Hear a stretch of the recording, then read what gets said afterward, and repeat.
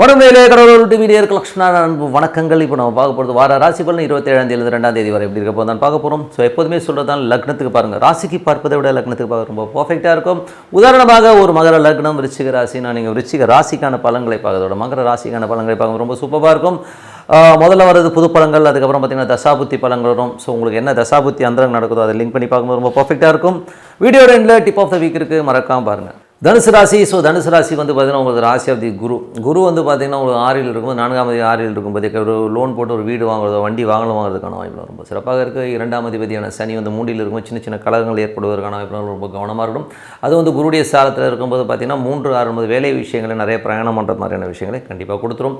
4ஆம் அதிபதி. ஸோ 4ஆம் அதிபதியான குரு வந்து பார்த்திங்கன்னா 6ல் இருக்கும்போது வேலை விஷயங்கள் வந்து கொஞ்சம் வந்து ஒரு ஸ்ட்ரெஸ்ஸோ டென்ஷன்ஸோ இருந்தால் நிறைய பிரயாணங்கள் நல்ல லாபங்கள் வருவதற்கான வாய்ப்பு, நிறைய வீடு பேரில் ஒரு லோனோ ஒரு பராமரிப்பு வேலைகளோ செய்கிறதுக்கான வாய்ப்பெல்லாம் கண்டிப்பாக இருக்குங்க. அதுக்கப்புறம் 5ஆம் அதிபதியான செவ்வாய், 5 மற்றும் 12ஆம் அதிபதியான செவ்வாய் வந்து பார்த்திங்கன்னா உங்களுக்கு 7ல் இருக்கும்போது குழந்தைகளோட வளர்ச்சி ரொம்ப சிறப்பாக இருக்கும். ஸோ இதில் வந்து சில பேர் வந்து குழந்தைகளுக்காக கொஞ்சம் செலவு பண்ணுறது, ஆன்மீக சுற்றுலா போகிறது, இந்த மாதிரி விஷயங்கள்லாம் கண்டிப்பாக இருப்பதற்கான வாய்ப்பு ரொம்ப நல்லாயிருக்கு.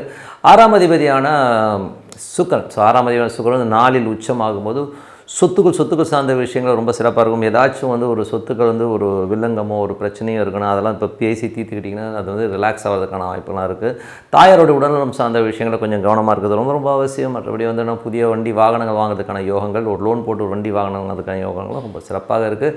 வேலையில் நல்ல ஏற்றங்கள், நல்ல லாபங்கள் வர்றதுக்கான வாய்ப்பும் ரொம்ப நல்லா இருக்குங்க.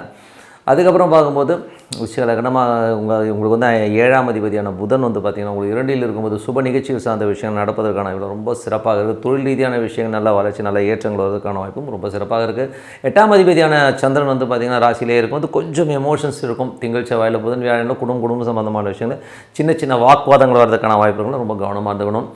அதுக்கப்புறம் பார்க்கும்போது உங்களுக்கு 9ஆம் அதிபதி. ஸோ 9ஆம் அதிபதியான சூரியன். ஸோ 9ஆம் அதிபதி சூரியன் வந்து 2ல் இருக்கும்போது வெளிநாட்டில் இருக்கவங்க நல்ல ஒரு வளர்ச்சி, நல்ல ஒரு ஏற்றங்கள் வருவதற்கான ரொம்ப சிறப்பாக இருங்க. ஸோ அதில் நல்ல வளர்ச்சி தான். சுப நிகழ்ச்சியில் சார்ந்த விஷயங்கள்லாம் நடக்கிறதுக்காக நிறைய பிரயாணம் பண்ணுறதுக்கான வாய்ப்புகளை நிறைய ஏற்படுத்தும்.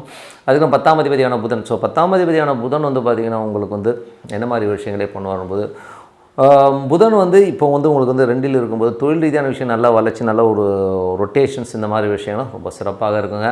11ஆம் அதிபதியான சுக்கிரன் வந்து 4ல் இருக்கும்போது புதிய சொத்துக்கள் வாங்குறதுக்கான வாய்ப்பு, புதிய வண்டி வாகனங்கள் வாங்குறதுக்கான யோகங்களை அற்புதமாக கொடுக்குறாருங்க. ஸோ தாயார் சார்ந்த விஷயங்களெல்லாம் வந்து ஏதாச்சும் சொத்துக்களோ இல்லை அம்மா பேரில் இருக்கிற ஒரு பணமோ ஏதோ வந்து உங்களுக்கு வருவதற்கான வாய்ப்பு ரொம்ப சிறப்பாக இருக்குங்க. ஸோ இதுவரை பார்த்தது வந்து பார்த்திங்கன்னா உங்களுக்கு வந்து பொது பலன்கள். இப்போ பார்க்க போகிறது தசாபதி பலன்கள்.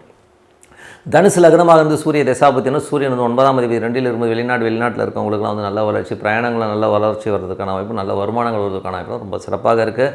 அதுக்கப்புறம் தனுசு லக்னமாக இருந்து சந்திர தசாவும், சந்திரன் வந்து 8ஆம் அதிபதியாக இருந்து திங்கள் செவ்வாயில் சின்ன மன உளைச்சல்கள் இருந்தாலும் அதுக்கப்புறம் குடும்பம் சார்ந்த விஷயம் சின்ன ஸ்ட்ரெஸ்ஸஸ் வந்து போகிறதுக்கான கொஞ்சம் கவனமாக இருக்கணுங்க. கொடுக்கல் வாங்க இன்வெஸ்ட்மெண்ட் சம்மந்தமான விஷயம் கொஞ்சம் கேர்ஃபுல்லாக இருக்கிறது ரொம்ப ரொம்ப அவசியம். தனுசு லக்னமாக வந்து செவ்வாய் தசாபத்தினா சுப நிகழ்ச்சி சார்ந்த விஷயங்கள் நடப்பதற்காக கொஞ்சம் செலவு பண்ணுறமான விஷயங்களுக்கும் குழந்தைகளுடைய குழந்தைகளோட விஷயங்களுக்காக கொஞ்சம் செலவு பண்ணுறமான விஷயங்களும் கண்டிப்பாக ஏற்படுத்தும். தனுசு லக்னமாக இருந்து ராகு தேசாபுதன். ராகு வந்து பார்த்திங்கன்னா உங்களுக்கு 4ல் இருக்கார். ஸோ 4ல் இருக்கும்போது என்ன மாதிரி விஷயங்கள் பண்ண முடியும்போது கொஞ்சம் எமோஷன்ஸ் கொடுக்கும். அதுவும் சனியுடைய சாரத்தில் இருக்கும்போது பூமி ஏதாச்சும் வந்து சொத்துக்கள் விற்பனை இந்த மாதிரி விஷயங்கள்லாம் வந்து நடப்பதற்கான இவ்வளோ ரொம்ப நல்லா இருக்குது. தாயாரோடக்கும் உங்களுக்கும் வந்து கொஞ்சம் வந்து ஒரு டிஃப்ரென்ஸ் ஆகும். அம்மா கிட்ட கொஞ்சம் வாக்குவாதங்கள் வர்றதுக்கான வாய்ப்புகளும் கொஞ்சம் கவனமாக இருக்கணும். அதுக்கப்புறம் பார்க்கும்போது தனுசு லக்னமாக வந்து குரு தேசாபுதன். குரு வந்து 6ல் இருக்கும்போது வேலை சம்பந்தமான சிறப்பான பலன்களை கண்டிப்பாக ஏற்படுத்தலாம். அது மட்டும் இல்லாமல் ஒரு சொத்துக்கள் வண்டி வாகனம் வந்து லோன் போட்டு வாங்குறதுக்கான ரொம்ப சிறப்பாக இருக்குது. ஸோ அதெல்லாமே ரொம்ப நல்ல விஷயங்கள் தான். அது மட்டும் கணவன் மனைவிக்கு மட்டும் நடுவில் மட்டும் சின்னதாக ஒரு ஸ்ட்ரெஸ்ஸோ டென்ஷன்ஸோ வரதுக்கான அதை மட்டும் கொஞ்சம் கேர்ஃபுல்லாக பார்த்துக்கிறது ரொம்ப ரொம்ப நல்லது. அதுக்கப்புறம் பார்க்கும்போது தனுசு லக்னம் வந்து சனி தசாபுதன். சனி வந்து 2ஆம் அதிபதி 3ல் இருக்கும், சின்ன கலகங்கள் நமக்கு தெரியாமல் கேமரா வைக்கிறது, நம்மளை பற்றி பேசுகிறது, இந்த மாதிரி விஷயங்கள்லாம் இருக்கும், கொஞ்சம் கேர்ஃபுல்லாக இருந்துக்கோங்க. ஸோ மற்றபடி இந்த வருமானம் இருக்கணும், வருமானம்லாம் ஒன்றும் குறைவு இருக்காது. நல்ல ஒரு பிரயாணங்கள் இருக்கும். வேலையில் இருக்கும்போது நிறைய வெளியூர் பிரயாணம் பண்ணுற மாதிரி விஷயங்களையும் கண்டிப்பாக கொடுக்கும். தனுசு லக்னமாக இருந்து உங்களுக்கு வந்து புதன் தசாபத்தினரும் புதன் வந்து பார்த்திங்கன்னா உங்களுக்கு 2ல் இருக்கும்போது தொழில் ரீதியான விஷயம் நல்ல வளர்ச்சி, நல்ல ஏற்றங்கள் வருவதற்கான வாய்ப்பு ரொம்ப நல்லாயிருக்கு. சுப நிகழ்ச்சி சார்ந்த விஷயங்கள் நடப்பதற்கான வாய்ப்பு ரொம்ப சிறப்பாக இருக்குது. தனுசு லக்னமாக வந்து கேது தசாபுதன். கேது 10ல் இருந்தது சூரியனுடைய சாரத்திலேருந்து 2ல் இருக்கும்போது தொழில் ரீதியான விஷயம் நல்ல வளர்ச்சி, நல்ல ஏற்றங்கள் வருவதற்கான வாய்ப்பு ரொம்ப நல்லா இருக்குங்க. தனுசு லக்னமாக வந்து சுக்கிர தசாபுதன். சுக்கிரன் 4ல் இருக்கும்போது புதிய சொத்துக்கள் வாங்குவதற்கான வாய்ப்புகள் ரொம்ப நல்லாயிருக்கு. வீட்டுக்கு அலங்கார பொருட்கள், ஒரு ஆடம்பர பொருட்கள், ஆடம்பர வண்டி வாகனங்கள் வாங்குறதுக்கான யோகம் கண்டிப்பாக இருக்குங்க. ஸோ நல்ல விஷயங்கள் நல்ல மாற்றங்கள் ஒரு பிரார்த்தனை அவசியம். மனதார இறைவனை பிரார்த்தனை பண்ணுவோம், கண்டிப்பாக அடுத்த லெவல் போகிறதுக்கான ரொம்ப சிறப்பாக இருக்கும். Tip of the week. So tip of the வீக்கில் நம்ம பார்க்குறது மாத்ரு தோஷம். ஸோ மாத்ரு தோஷம்ன்றது வந்து பார்த்திங்கன்னா இது வந்து தாயார் வழியில் வந்து ஜெனட்டிக்காகவும் வரும். அதே நேரத்தில் வந்து ஒரு சொத்துக்கள் சம்மந்தமான விஷயங்களில் வந்து ஏற்படுற ஒரு சின்ன பிரச்சனை நமக்கு அது தோஷமாக கன்வெர்ட் ஆகி வருங்க. ஸோ இதுதான் வந்து மாத்ரு தோஷமாக வருது. ஸோ இதில் வந்து மேஜராக வந்து என்னென்னா 4ஆம் அதிபதினு சொல்லுவோம். ஸோ 4ஆம் அதிபதி உங்களோட லக்னத்துலேருந்து ஒரு 4ஆம் அதிபதிக்கு ஒரு மாந்தி தொடர்போ இல்லை ஒரு 6ஆம் அதிபதி 8ஆம் அதிபதி தொடர்போ இருக்கும்போது இந்த மாத்ரு தோஷங்கிற ஒரு விஷயம் கண்டிப்பாக இருக்கும். அது வந்து சொத்துக்கள் சம்மந்தமான விஷயங்கள் இருக்கும்போது நமக்கு வந்து தாயாருக்கும் நமக்குமே நிறைய டிஃப்ரென்ஸ் ஆஃப் ஒப்பீனியன் வரும். ஸோ அம்மாவை விட்டு நம்ம பிரிஞ்சு போகிற மாதிரி விஷயங்களெல்லாம் வந்து இந்த மாத்ரு தோஷம் கொடுக்கும். சில நேரங்களில் வந்து பார்த்தா நிலை அந்த பூமி மனை வாங்குறதையும் பார்த்திங்கன்னா நிறைய ப்ராப்ளங்களை வந்து இந்த மாத்ரு தோஷங்கிறது கொடுத்துரும். ஸோ ஏன்னா 4ஆம் இடம்னும்போது அதையும் பாதிக்கும், இல்லை இதில் ஒரு பாதிக்கும் வச்சுமே ஏதோ ஒரு செக்டாரில் வந்து நம்ம கையை வைக்குங்கிறது தான் உண்மையான விஷயம். அதுவும் பார்த்திங்கன்னா சில ராசிகளுக்கெல்லாம் பார்த்திங்கன்னா 4ஆம் அதிபதி வந்து உங்களுக்கு வந்து பாதகாதிபதியாகவும் வந்துடும். ஸோ உதாரணத்துக்கு சொல்ல போனோம்னா கும்ப லக்னத்துக்கு பார்த்திங்கன்னா 4 9ஆம் அதிபதி சுக்கிரன் பாதகாதிபதி தான். ஸோ அந்த மாதிரி பாதகாதிபதியாக 4ஆம் அதிபதி வரும்போது இந்த தோஷம் வந்துடும்.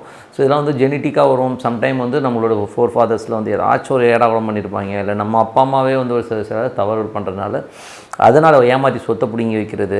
ஸோ ஏதோ ஒரு விஷயங்களில் வந்து நம்ம மாற்றுறது, அம்மா வழி சொந்தத்தில் வந்து எவனையா போட்டு தாக்குறது, சொத்துக்காக ஏமாத்துறது, இந்த மாதிரி விஷயங்களால் வந்து வர சாபங்கள் வர கோபங்கள் தான் வந்து மாத்ரு தோஷமாக மாறும்.